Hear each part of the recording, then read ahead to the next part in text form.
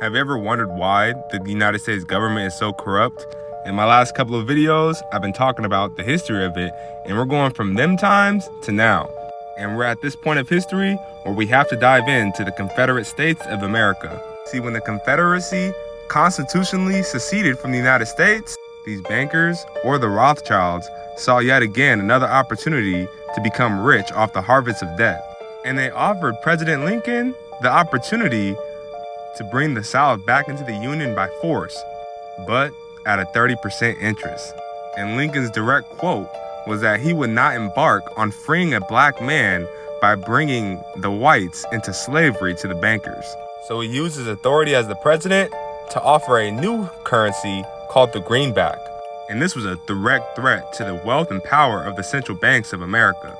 And the London Times responded quickly, and the Bank of London responded quickly, basically saying that if this was to become a thing, they would pay off all their debt and they wouldn't be in debt with nobody. And all the great mines and wealth would go to North America, and that would bring down the monarchy around the globe. They also stated that this needs to be destroyed, or the country needs to be destroyed as a whole. In 1872, New York bankers sent letters to every bank in the United States, basically urging them to fund any newspapers that opposed this new government currency. They knew themselves that if this was to become a thing, their wealth would crash.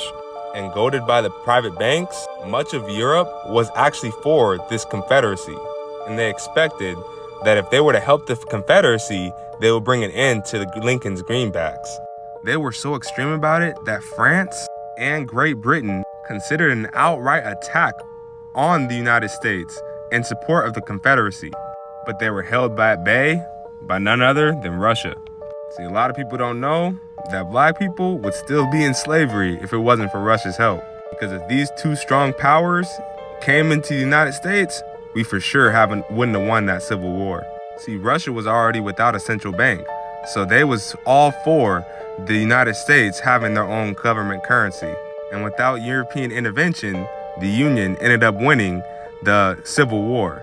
And President Lincoln announced his intentions of introducing the greenbacks. Yeah, and after they won, you guessed it, that's exactly when he got assassinated.